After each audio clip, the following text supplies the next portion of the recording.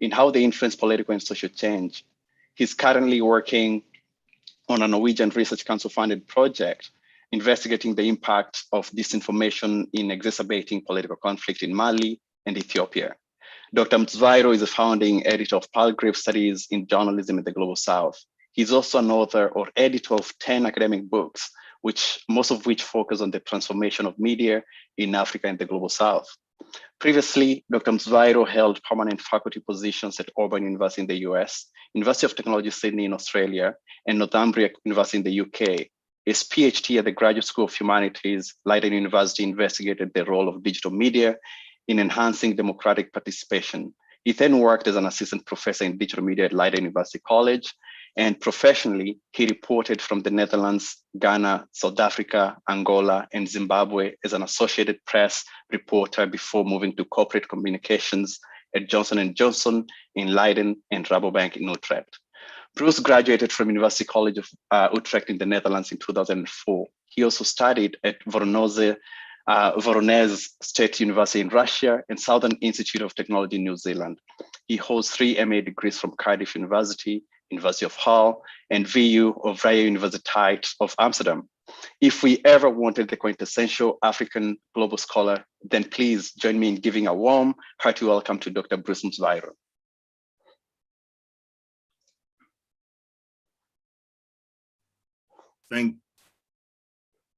Thank you so much for this introduction. It makes me feel like I'm that important. In reality, I'm not. So it was so long, and it makes it the expectations now are too high after everything that you have been saying. Anyway, it's an honor to be invited to speak at this conference, something that I actually didn't know existed, but thanks to this invitation, I have gotten to know the good work, the wonderful work that the African Students Association at McGill University are doing. Thank you. It's an honor to be with you. My talk today is entitled Social Media Prospects, rather, as a protest tool in Africa. So I'm trying to explore how social media is being used across the African continent so that we can sort of widen or deepen our understanding on its potential insofar as civic action or civic protests are concerned. As you may know, social media use is increasingly prevalent in sub-Saharan Africa, where politically conscious movements are turning to them to mobilize people into political and social action. While research has highlighted the prospects and problems associated with this tool for activism, as technology continues to evolve, there is an urgent need to critically assess its roles. Arguably, social media constitutes, in my view, a double-edged sword. They can help raise awareness and connect like-minded activists on one hand, but on the other, disinformation and misinformation have also flourished on these platforms, as you may all be aware. My talk will discuss the potential and parameters of social media platforms as instruments for sustained protest movements in Africa. While digital activism in many African countries dates back to the turn of the millennium, according to research by Tenford Chitanana, who actually was my PhD student, social media use among activists and as an alternative to mainstream media peaked around 2013-14 in many African countries. Activists and ordinary citizens organized online protests that challenged the government on corruption, poor service delivery, and human rights related issues. These practices grew in scale and intensity with increased penetration of communication networks and growing use of social media across the African continent. My talk, therefore, is situated within this context of growing social media use and focuses on social media protests in the context of political upheavals in several African countries. I would like to discuss social media activism and its implications across Africa. Further, my talk seeks to contrast activists' use of social media for protests with state responses to digital activism and other forms of counter-power repertoires that exist in Africa. Specifically, I would like to illustrate how state uses repressive and ideological resources to counteract all forms of activism, as well as look at how pro-state actors use social media platforms to circumscribe the dominance of activists on digital platforms. In recent times, several scholars have undertaken research explorations into the political and social forays of social media use in Africa. Onslow and Tanya Bos, just to name a few, who have actually been doing great work in this area. On a continent where freedom of expression has historically been constrained, of course, depending on who you speak to, the implications of social media as a weapon for political, social, and activism has increasingly gained plenty of interest within and, of course, outside Africa.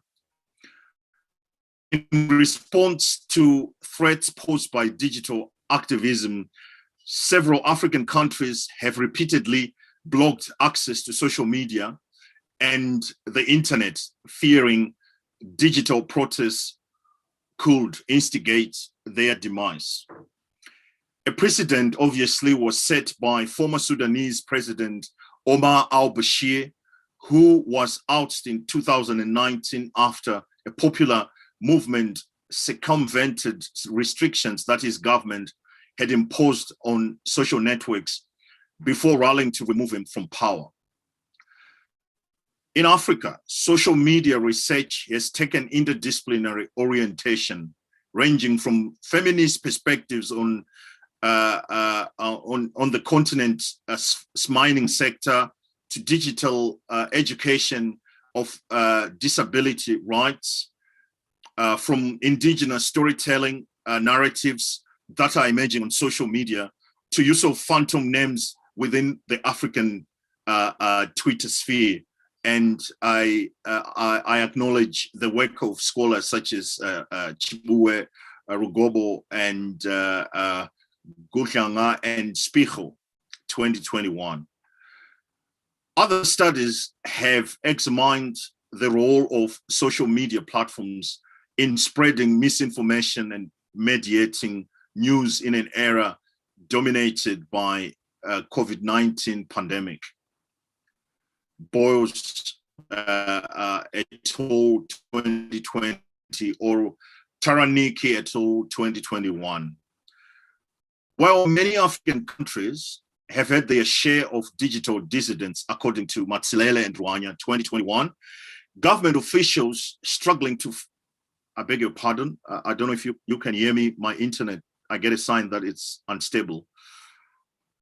Government officials struggling to find the balance between harnessing the positive aspects of social media and dealing with the threats that social media bring, have chipped in with regulatory frameworks targeting the alleged abuse of these platforms by activists and citizens.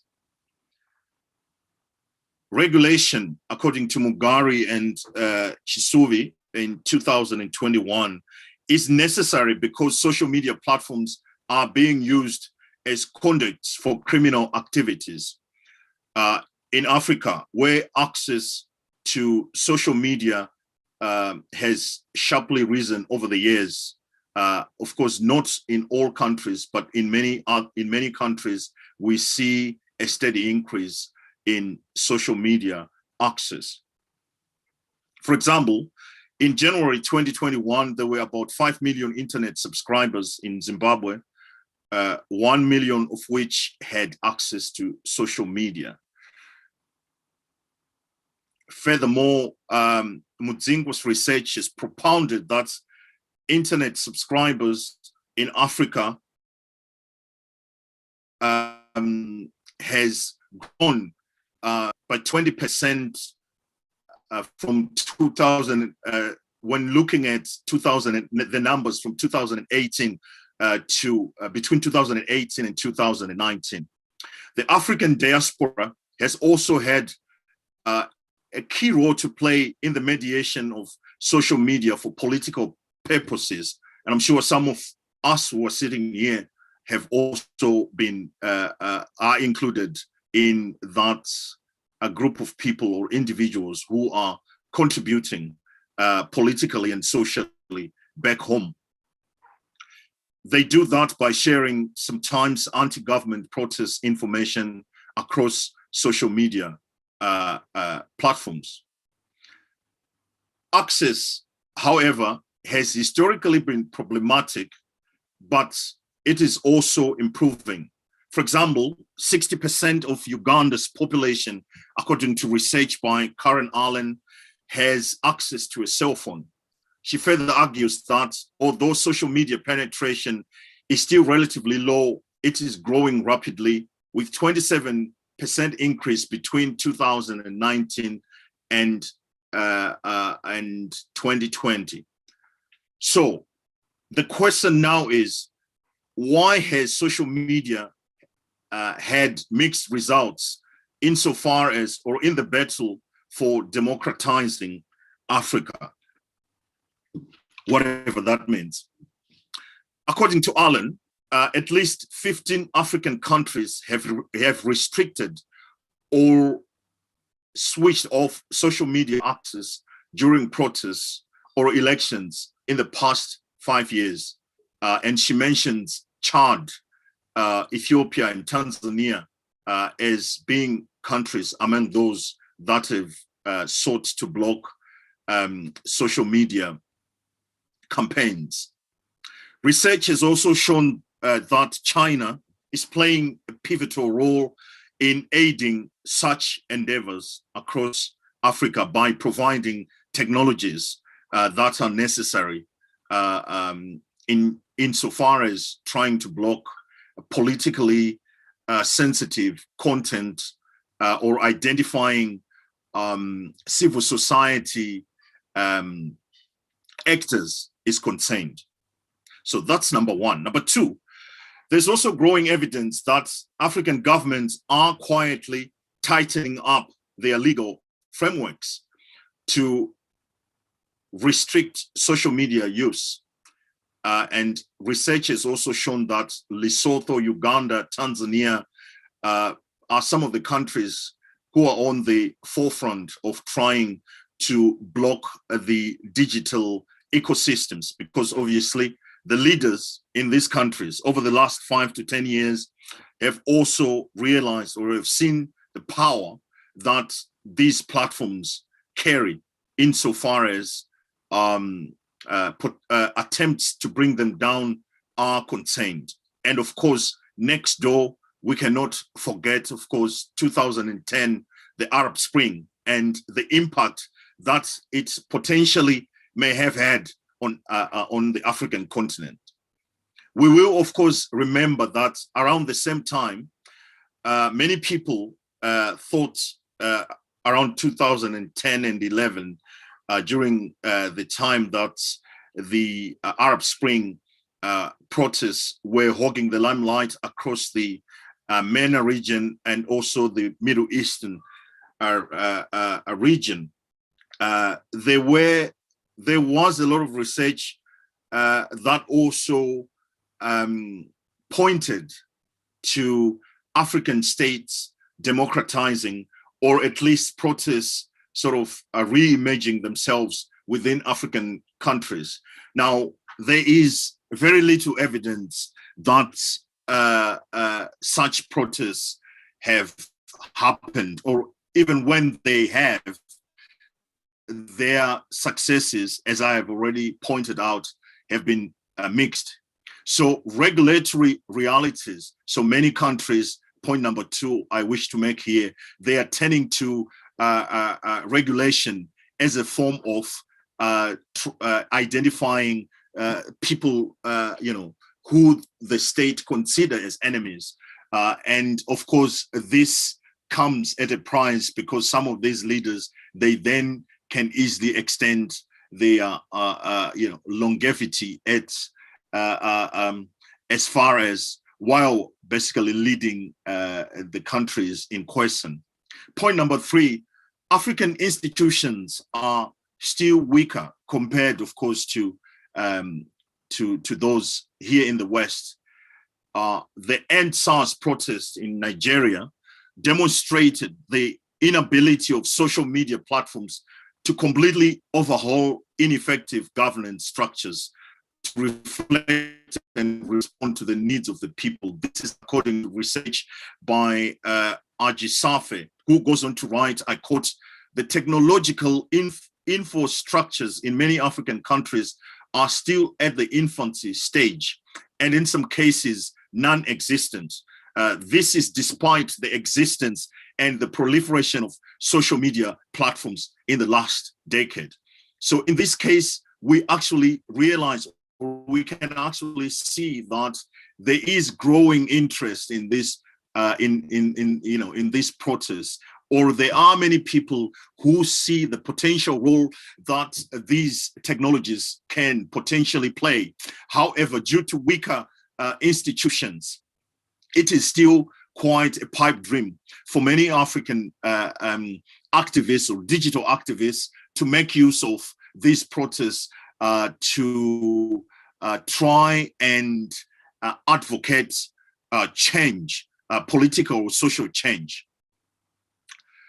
Number four, research in Zimbabwe, for example, has also shown that generational gap could impact the way citizens participate in civic action against the government, with the younger generation making much more use of opportunities that the internet and social media platforms offer.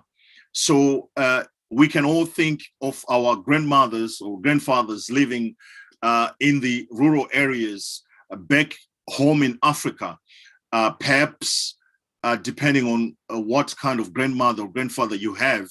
Most of them, they tend to have no access to these social media platforms. And of course, that's certainly, that dichotomy when compared to the younger generation means that if you really want to have an all-inclusive approach, if you want everybody to join you in the protest, then you are likely to only get the younger generations, the Generation Z, the millennials.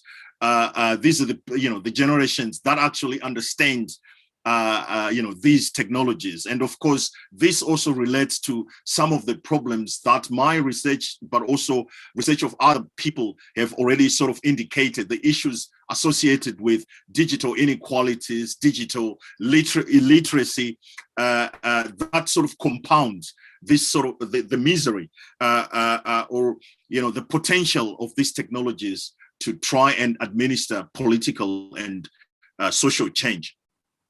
Point number five, I think it's also important to highlight the foreign nature of social media. Many Africans in this era of anti-colonial or decolonial sort of era that we live in, many Africans tend to feel at home with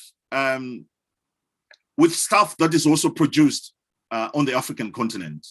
The foreign nature of social media, which obviously extends to Africa's dependence on the West, or on other countries such as China, have become, to some people on the continent, problematic, because there is that yelling for homegrown initiatives. So the fact that most of these social media technologies or platforms are foreign in nature, I think it's a hindrance to them playing a much bigger role that they potentially could if they were produced, or if they were not associated with the big tech, or with these powerful companies that, of course, we all know of. And then number 6, there is, of course, emerging concerns about digital well-being. In research that I recently have been carrying out in 2 African countries, South Africa and Zimbabwe, we are starting to actually see that some young people are starting to seek ways to stay away from digital appliances. Of course, more research will need to be carried out to try and identify how digital detoxing could potentially affect digital activism. But there is now growing evidence that more and more younger Africans, obviously connected to issues, through these digital technologies, to many of their friends or families, in the West, they start to also see these technologies as perhaps technologies of doom. They don't just see them as technologies that sort of help them communicate and find information that they need. So this growing ability or call for digital detoxing is also really an interesting trend that potentially could stop any calls to use these technologies for political and social purposes. And point number 7, some countries are fighting or are facing endless conflicts. Just next week on Saturday, I'll be flying with my colleagues to Mali, where we are conducting research on the impact of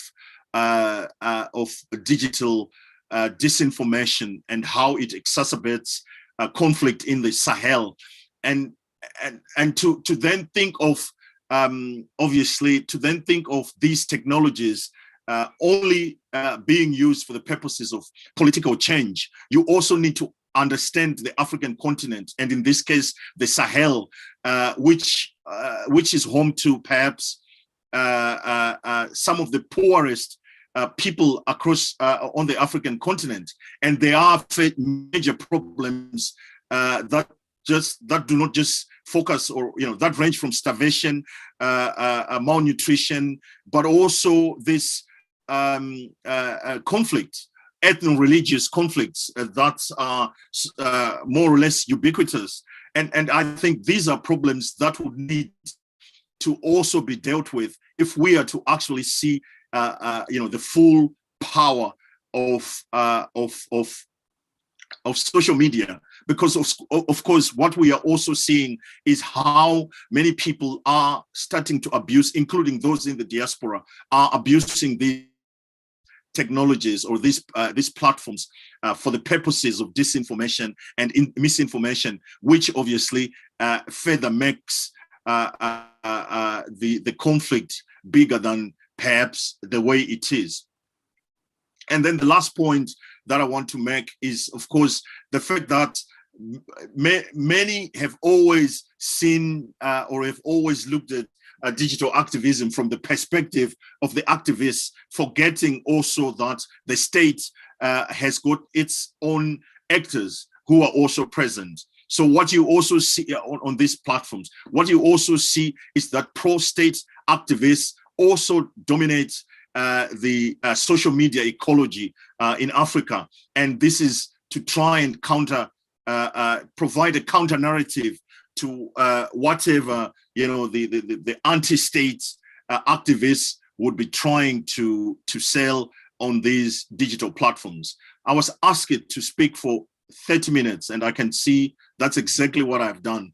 I hope that you have found this to be useful, and I welcome any questions or any points of discussion that you may have. Over to you, Dr. Krieger. Thank you so much, Dr. Mswairo, for this excellent talk that is so loaded with so much information, and I believe everyone is still processing the blessing that you've given us through your talk. So I'll open the floor. How we're going to proceed is if you have a question, just raise your hand through the reaction function down there on your right. And if you don't want to talk, you can also type your question and I'll read it out to the audience. We already have one question, so I'm going to read it.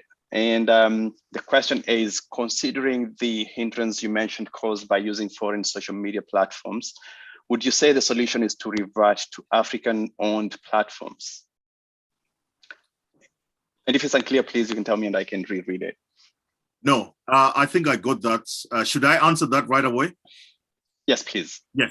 Yes. Well, I am a Pan-Africanist myself. So you can imagine I would perhaps be agreeing with that. I would be thinking, why, with all the talent that Africa has, obviously it's all thanks to the brain drain that we are all here, or that most of us are joining this conference from the Western countries. But the idea is, you will see that there are many African players or African citizens that are really that are involved in many, in bringing many innovative or bringing innovation to these technologies that we see. Why can't these people play a role on the African continent? And that of course also includes myself. I don't know, because we have historically relied on other people, and that perhaps sends a wrong message that we as peoples, we are not capable, we do not have what it takes to actually do it. But what you realize is most of, as I have said, you've got African engineers working in most of these companies, or for most of these companies. Why, or what can we maybe do to try and boost, or to try and come up with our own technologies? Because I think, you may agree or disagree with China, but China has also shown that it can match, or it can also come up with its own technologies that speak to the context, that speak to Africa, because if we don't do that, it almost seems like we are always going to be reliant on other people. We are always, there's that social capital, that Bordeaux talks about, and it's like we can never be independent. You can never be independent if every day all you do is to go and borrow, or you go and ask others how to do it. I think it's also high time that perhaps we should look and exploit opportunities, or exploit what we as Africans can also do to try and develop homegrown initiatives that speaks to our own contexts and our own cultures, because these foreign appliances will always be foreign. And as we can already see, there are much more problems. I mean, when social media came up, when it came, everybody was excited about it. But you see that many people today have have less things to, positive things to speak about social media. And maybe there is need to think about alternative ways that the African continent and its citizens can also, innovate or come up with with technologies that can that speak on behalf of the continent. Thank you. Thank you very much. There's a second question, and it reads, I was wondering what are the current impacts of digital detoxing, positive and negative? That's the first part. And the second part is, would you say it is a symptom or a cause? That's a good one. So the paper that we, that's what I was working on the whole day.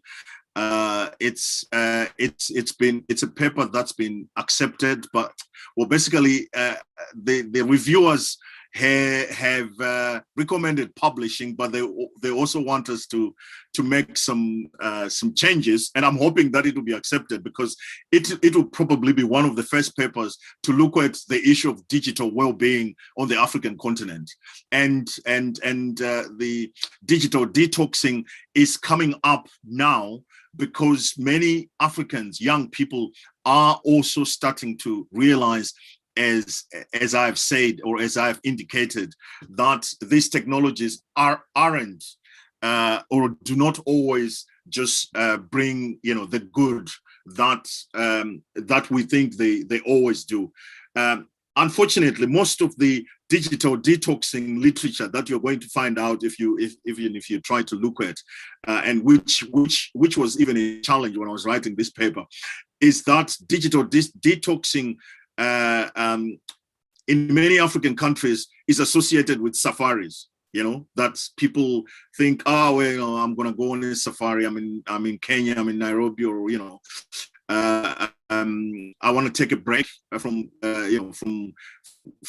these digital appliances. So safari is like a way to sort of leave this the digital world.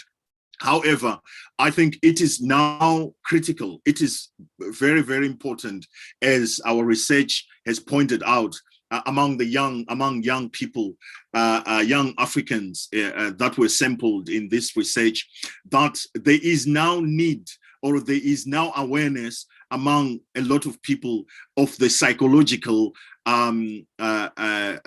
problems, such as addiction, that is associated with these technologies.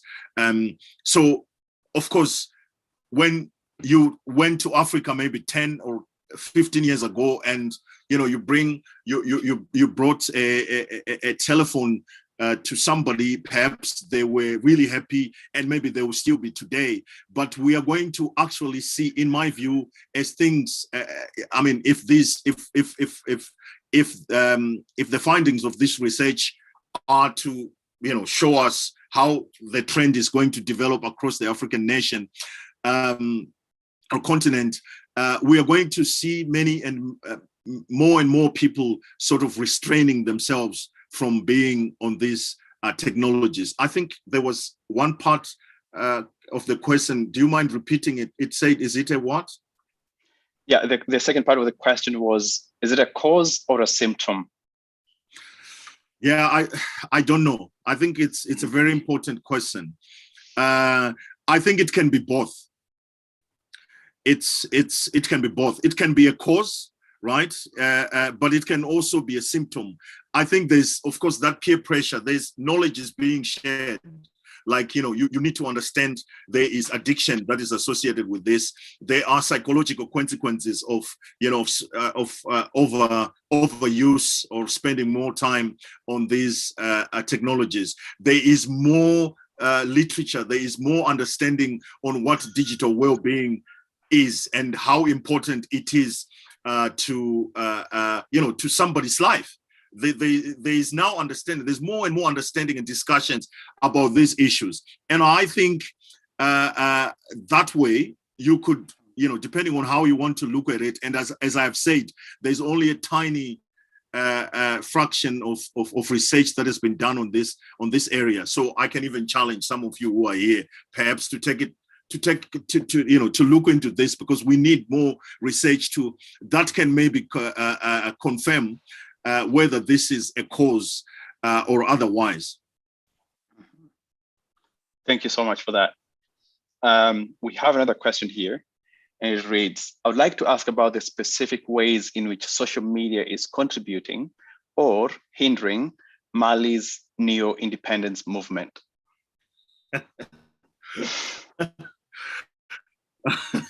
That's a good one.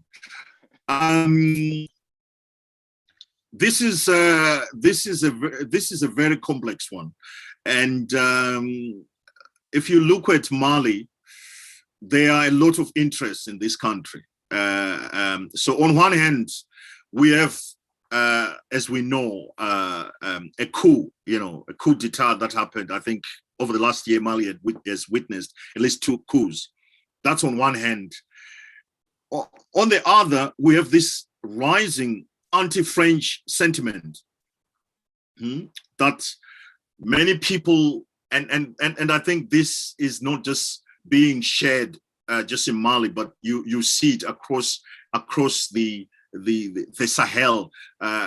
Last month or so, when there was a coup in Burkina Faso, I'm sure you saw people with waving the Russian flag. I think that is again another sign to show this sort of growing anti-French sentiment in the Sahel. So you have that on one side. You have got the anti-French, but you also have the jihadist movement. That is crazy, if you ask me. Forcing people to convert. But you have to understand also that some of these people who are being forced to convert into Islam, they've lost a sense of self because they've been abandoned by the state.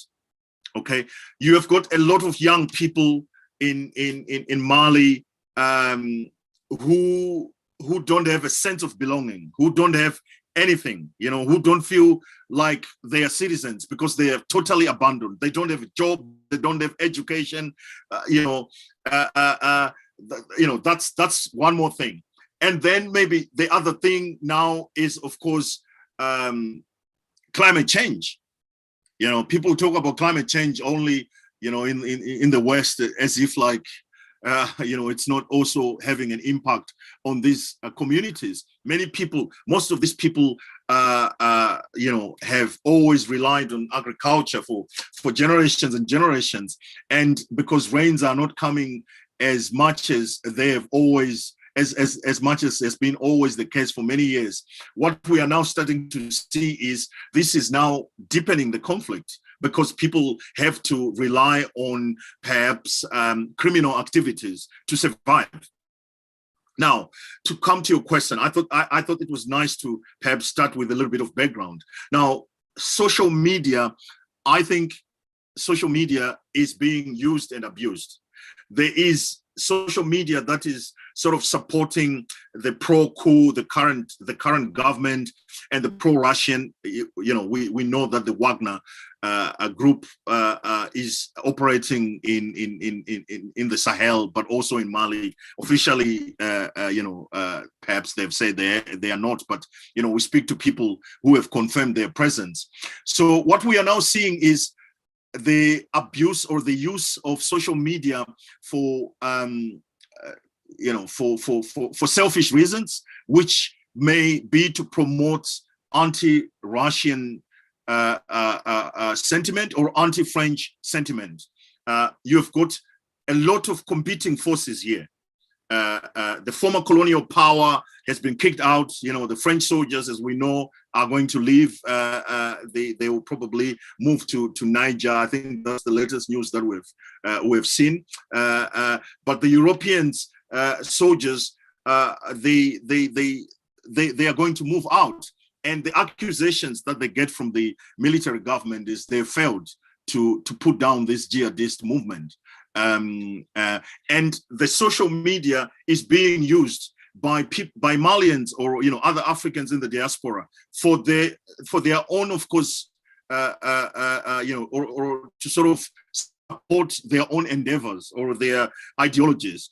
So we now have we have this platform where, depending on who you ask, it is either supporting whatever is going on in Mali, or it is actually negating the gains of what has happened over the last 10 years. So I think you need to look at it from the perspective of how you want to look at it. I think social media has a role to play, but at the same time, social media is, people are not being controlled.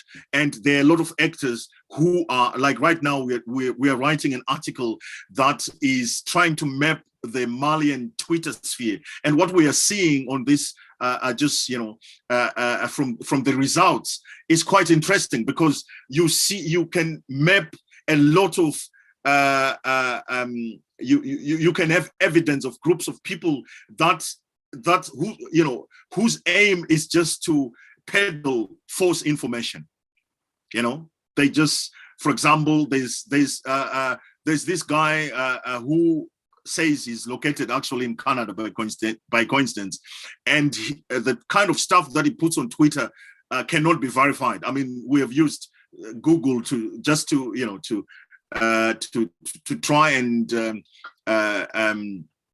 verify some of the pictures that he posts, and some of them, or most of them, actually, they are not.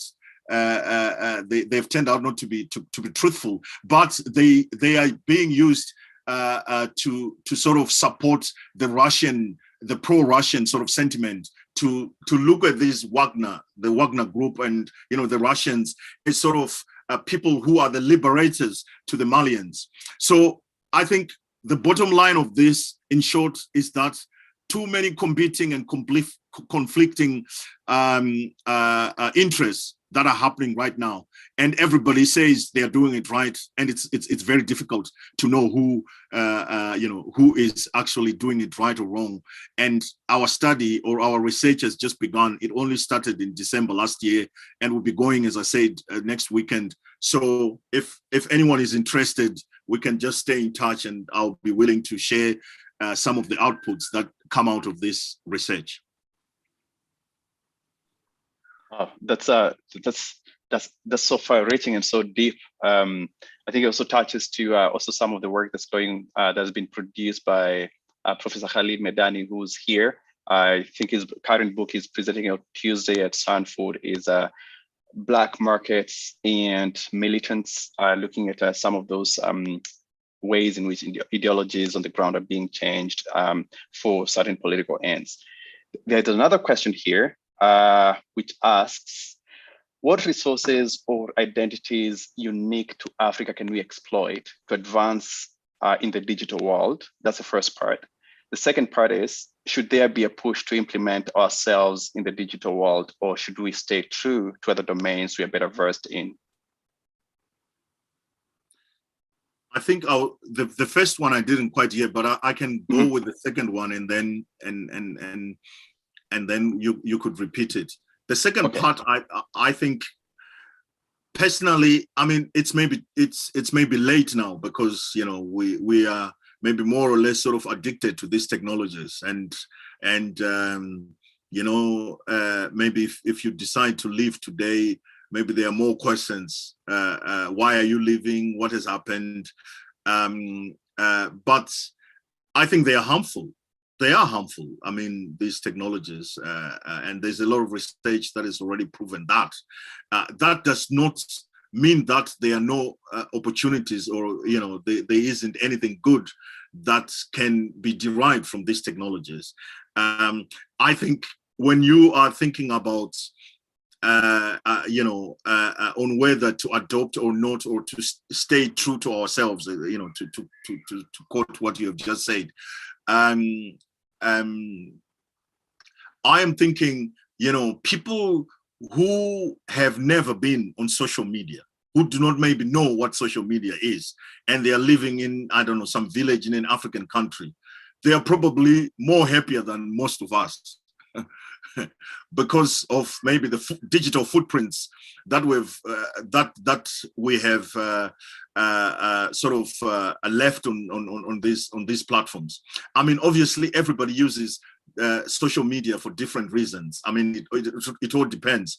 But if you think about it, I would say maybe someone who doesn't know what it is isn't really missing a lot. I mean, if you asked me this question maybe 10 or 15 years ago when I was in college, I would not say so. I mean, I would think like, no way. You know, social media is the, you know, place to be right now.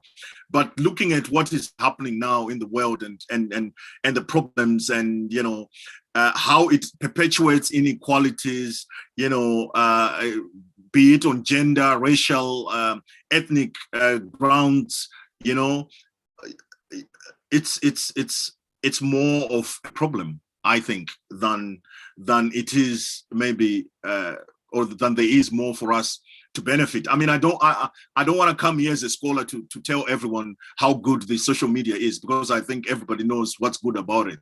I think my duty is to critique, to you know, to address some of the problems and challenges that have emerged, especially when it comes to overuse of these technologies, to people who may actually have no idea of the impact that that these technologies are having. So yes, I would say somebody who has abstained probably has more to celebrate than somebody who is there, because they are indeed addictive. I don't know, maybe on this conference, there are a lot of people who have been thinking about leaving, but it's so hard to leave. It's, you know, it's like, how do you live? You are there. It's like, you know, leaving social media. Social media is like your arm. It's like you feel like somebody has chopped off your head if you know if you lose your mobile phone, or if you, you know, if you have to be to be kicked out of a social media network. So I don't know. It depends. Everybody, you know, decides for themselves. But I think there's more to celebrate for those in Africa who have nothing to do with it than those who have. Right. Thank you so much for that. So the first part of the question, I'm also checking, keeping in mind the time we have. We have around 7 minutes left. So if you really have a question, put it in here. And if there are more questions, I'll find a way of combining them. But the first part of the question asks, what resources or identities, and my understanding is there is maybe Afrocentric resources, identities unique to Africa can we exploit to advance in the digital world? What resources? Okay. Yeah. Well, I think there are plenty of resources. I mean, our continent is a resource continent, right? It's like most of the resources are in Africa. Africa, as we know, it's very rich. And if you ask me what are the resources, I think the main resources such as manpower, such as you know, the manpower, that is one, but there are many resources also, including people like you and me who perhaps understand these digital technologies and the impact that they have or their potential. If you and I can play a role in sort of informing or in telling our communities, you know, even if it means like 5 for your family, about the dangers of social media, then I think this is something that can be exploited when it comes to sharing information, because, you know, we are a community-based society. You know, people in Africa share things more maybe than any other society has. So if we can share this information to just raise some of the potential quagmires that may emerge as a direct result of, you know, overuse, addiction, and, you know, some of the ills, most of and all other ills associated with internet. I think that'll be good, and I think many Africans would benefit from that. Thank you so much for that. The other question is, do social media companies or governments have a responsibility to censor the ideologies that are propagated on social media? That's the first part. And the example is, for example, we saw Donald Trump being banned from virtually all platforms. Was such a decision an infraction of his rights? Wow, that's a really good question. And I'll probably win a Nobel Prize if I can answer this question. It's a tough one. But I think what I can just say, realizing we don't have a lot of time, is, in short, is personally, I'm against censorship. I think people should be allowed to speak. People should be allowed to speak out. And of course, I'm saying so also realizing that there are of course a lot of people who abuse that the fact that that freedom. I have a problem with stopping somebody. I think Trump obviously became a polarizing figure, and some of the things that he was saying turned out to not be true or completely true in terms of fact based or fact checking. So maybe I can understand why some people might say this is a person with a lot of responsibility. If he's allowed to continuously speak and use these platforms, they could be a danger. But on the other hand, I also realize stopping someone is a danger, especially in a continent where, with a history of constrained and, sort of repressive track record as far as allowing alternative voices to prosper is concerned. I think there's a danger in trying to block people from saying what they want to say. I think even in the context of them spreading misinformation, I don't really think regulation is the answer. I think you still really want to allow people to speak, but I think a real answer or a real way that could be a way of dealing with these problems is digital literacy. Teaching people, developing curricula to try and teach people as citizens about how to actively participate online as a digital citizen, because it's now like a country, online environment. It's a country on its own. So I think that is a solution. And of course, you won't win, or you won't make everybody agree or do exactly the same thing.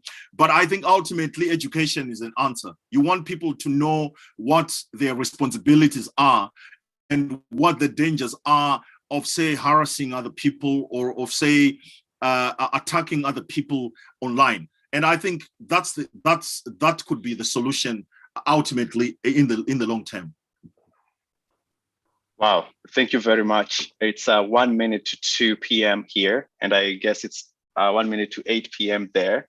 So please join me in thanking Dr. Bruce Mtsvairo for this wonderful, engaging conversation and for sharing with us so much knowledge. And I think what you've done for many of us here is you've motivated us and stimulated us to go ahead and do much more work in terms of reflecting. And also, I encourage everyone actually to check out Dr. Mtsvairo's work. I've really benefited a lot from engaging with your work, and it's really pushed me to reflect on some of these issues, especially as someone who teaches and as well engages in these social media platforms. So thank you so much, and thank you everyone for coming here. I'll pass on now to Joy. Joy, please take over. Thank you so much. I really benefited from your speech and from the insightful answers that you gave to our questions. And we have come to the end of the conference. It has really been an inspiring and really an eye-opening session. So I'll now hand over the floor to Hassanatu, who is going to give us the closing remarks.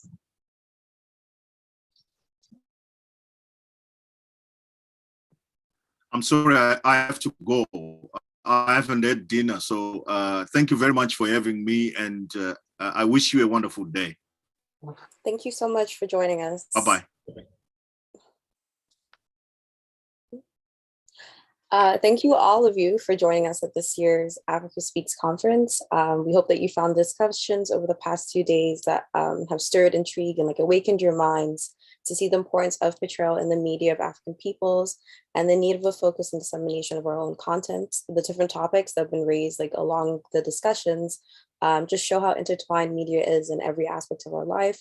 I would have liked to thank Bruce Mtsvairo Vario Greater, but he had to leave. But thank you to him for kindly stepping in and sharing with us a perspective of media in a different light.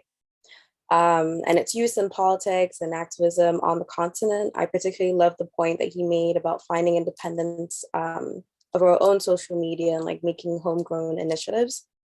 I would like to say thank you to our panel 2 speakers and moderators, Kiki Morty, Makeda, William Shoki, and Sinke Houghton.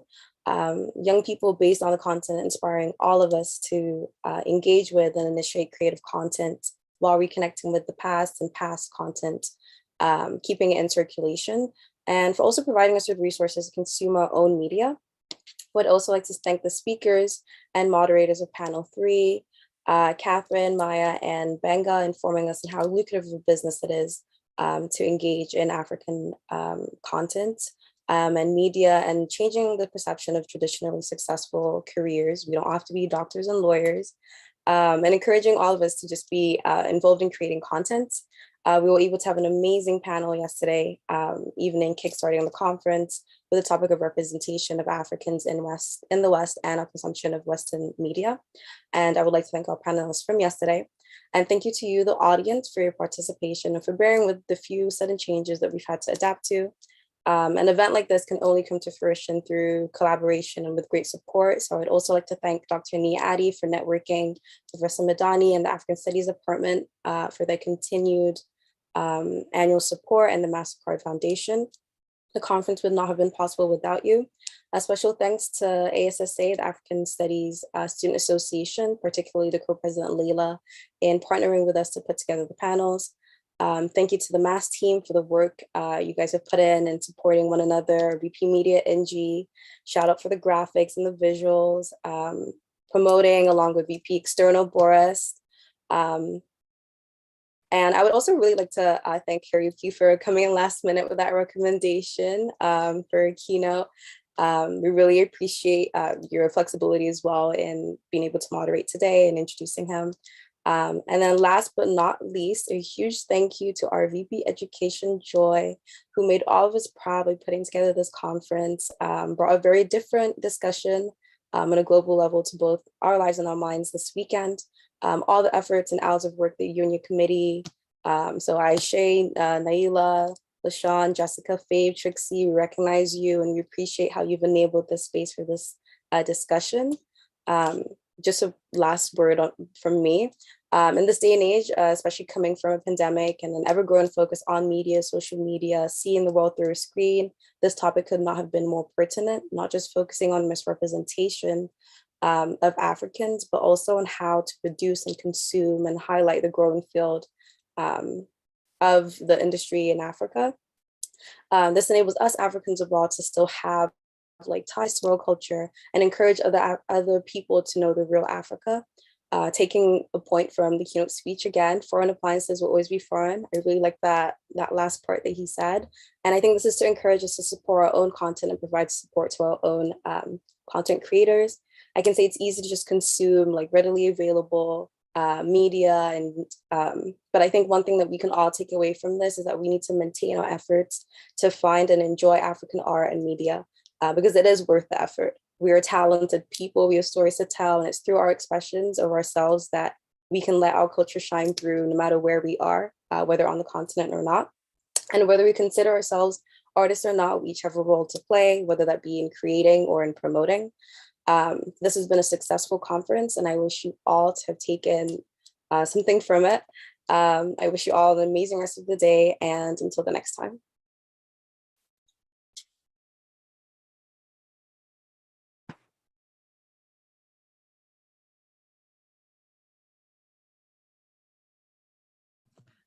Thank you so much for your closing remarks, Hassa. The conference is now over, and thank you once again to everyone that made it what it was and everyone who came to support. The meeting will be continued for just a few minutes if anybody wants to say anything, and yeah, that's all from us. Thank you once again. Thank you. Thank you, everyone.